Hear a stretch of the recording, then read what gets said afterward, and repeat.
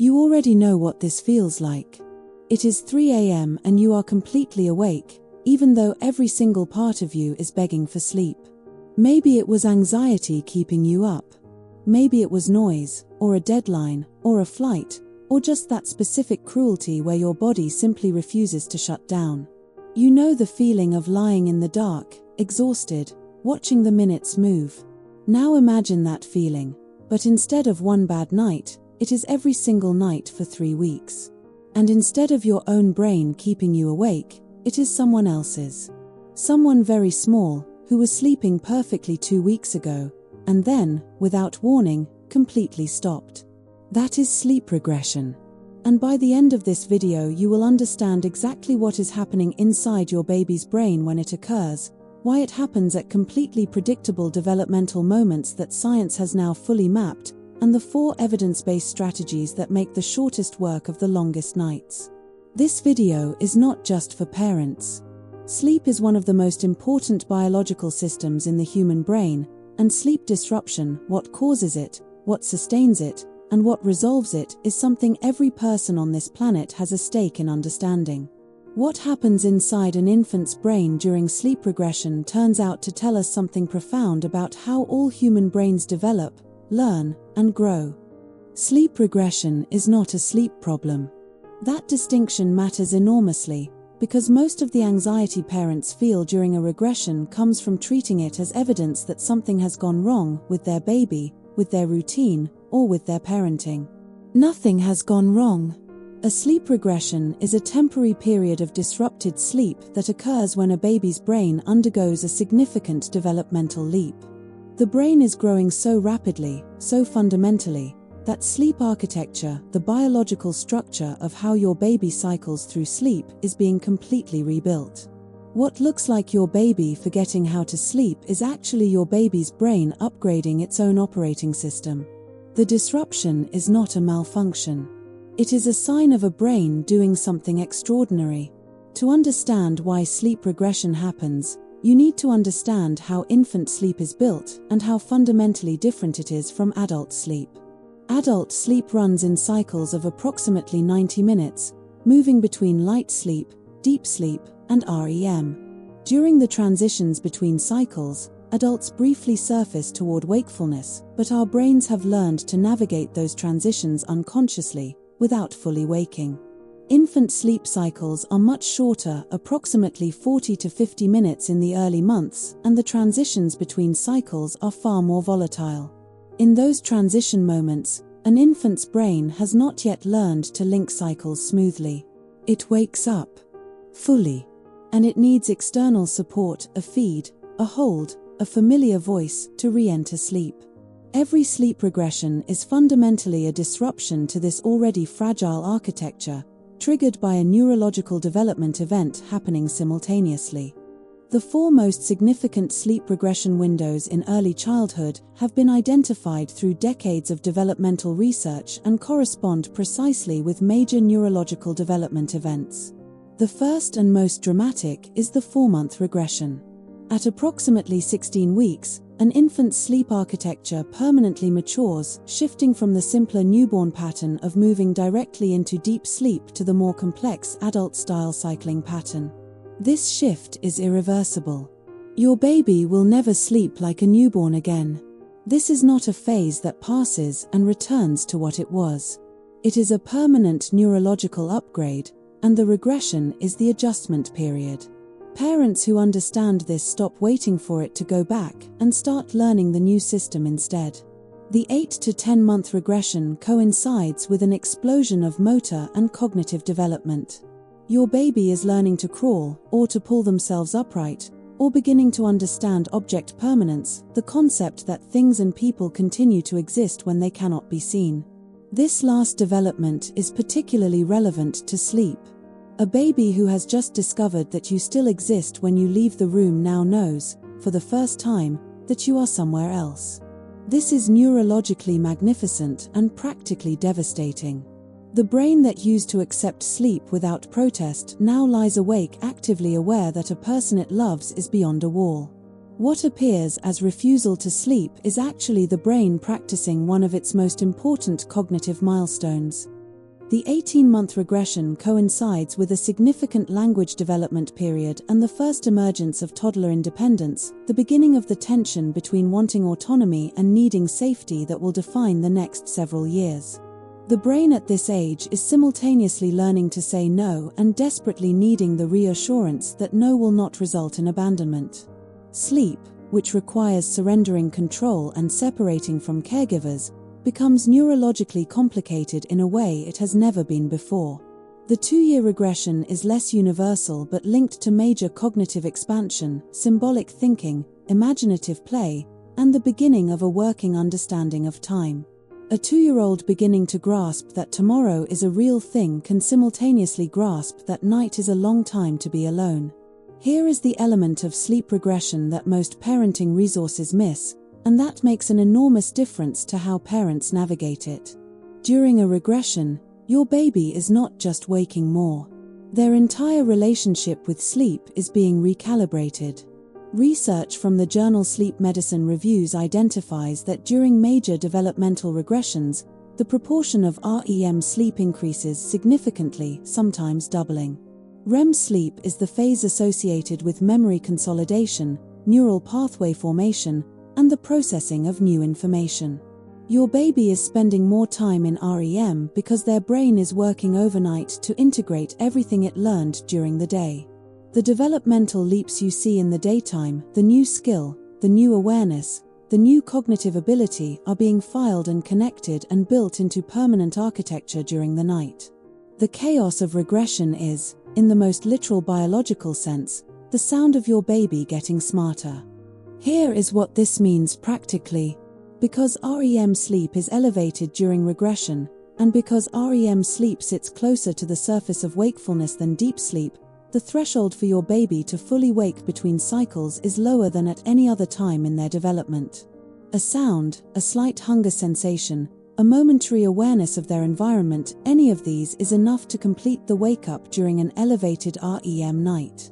This is why regression waking feels more persistent, more complete, and more resistant to your usual settling techniques. Your usual techniques were built for a previous architecture. The brain has been upgraded. The settling approach sometimes needs to be updated with it. This is not failure. This is calibration. So what does the research actually support during a regression period? The first strategy is protecting the sleep environment. This sounds basic, but it is consistently underestimated. Your baby's nervous system is already running at elevated arousal during a regression, more REM, more light sleep, more vulnerability to environmental input. Any additional sensory disruption in the sleep space makes the threshold for waking even lower. Research supports keeping the sleep environment consistently dark, using white noise at approximately 6 to 5 decibels to mask household sounds, and maintaining a room temperature between 18 and 20 degrees Celsius. These are not comfort measures. They are neurological supports. They reduce the external input competing with the internal processing your baby's brain is already overwhelmed with. The second strategy is the single most powerful practical tool available during a regression, and it is also the least discussed: wake windows. A wake window is the amount of time a baby can comfortably stay awake between sleep periods before their sleep pressure, the biological drive to sleep, reaches the point where it needs to be acted on. During a regression, the consequences of missing the wake window are dramatically amplified. An overtired baby entering a regression period sleep will have even more volatile sleep architecture, elevated cortisol from the overtiredness, and a substantially harder time completing sleep cycles. Research shows that consistently timing sleep attempts to fall within the appropriate wake window reduces the duration of sleep regressions by measurable margins. For a 4-month-old, the window is approximately 90 minutes. For an 8-month-old, 2 to 3 hours. For an 18-month-old, 4 to 6 hours. The third strategy is responsive settling, and it requires a clear understanding of what it is and what it is not. Responsive settling does not mean rushing to your baby the instant they make a sound. It means responding to genuine distress within a time frame that prevents the full escalation of the stress response, and doing so with the same calm, familiar presence every time. Research from the journal Pediatrics, including work by Dr. Wendy Hall at the University of British Columbia, shows that parental response consistency during regression periods, not speed, but consistency, is the primary predictor of regression duration. Babies whose caregivers respond with the same calm, predictable settling approach each time a wake-up occurs show significantly shorter regressions than those whose caregivers respond inconsistently. Your baby's brain is looking for a pattern it can predict. Give it one. The fourth strategy is the one that requires the most from the parent but delivers the most over time: consistency as a neurological anchor. During a regression, the temptation to try something new every night, a different routine, a different settling method, a different feeding approach, is completely understandable. Nothing is working, so something must change. But the research consistently shows the opposite effect. Each time the approach changes, the baby's nervous system has to start the pattern recognition process from zero. There is no anchor, no prediction, no neural pathway being built towards sleep. Consistency during a regression, even when it feels like it is not working, is building something in your baby's brain that will hold long after the regression ends. Choose one approach based on what you know about your baby. Commit to it for 2 weeks. The regression will end. It always ends. Before we close, 2 responses to sleep regression that are understandable but that consistently extend its duration. The first is feeding to sleep as a new habit introduced during the regression. Feeding a baby to sleep is not harmful in itself. Many families use it intentionally and successfully. The problem arises when it is introduced during a regression as a rescue technique that was not previously part of the routine. Your baby's brain, now in pattern formation mode during an elevated learning period, will associate the act of falling asleep with feeding at every cycle transition. Every time they surface between cycles, which is more frequent during regression, they will need to repeat that association to return to sleep. You will have inadvertently taught the waking nervous system a new signal it needs every 90 minutes. If you choose to feed during regression wake-ups, be aware you are making a conscious choice about the pattern you are establishing. The second response that extends regression is the inconsistent check, going in, then leaving, then going back in, then staying longer, then trying something completely different in the same night. Each inconsistent response resets the nervous system's pattern recognition process and adds arousal to an already aroused brain. Research is consistent on this. In terms of regression duration, a calm and consistent no-response approach and a calm and consistent responsive approach both outperform an inconsistent mixed approach. It is not what you choose that matters most. It is that you choose it and stay with it. This is genuinely hard at 3 a.m. when nothing is working and your own nervous system is in distress. But knowing that your consistency is actively building something in your baby's brain, that every repetition of the same calm response is laying down a neural pathway towards sleep, gives the difficulty a different quality. It is not just endurance. It is construction. Before we go, I want to say something directly to the person watching this at 3 a.m. right now, or at 7 a.m. after a night that felt like it would never end. A sleep regression is one of the most physically and emotionally demanding things a parent navigates, not because it is medically dangerous, but because sleep deprivation at sustained levels does something specific to the human brain. It reduces the capacity for the exact qualities: patience, perspective, emotional regulation, creative problem-solving that parenting in a hard moment requires most. You are not struggling because you are weak. You are struggling because your brain is running on a deficit that neurologically impairs the very resources you need. That is not a personal failing. That is biology.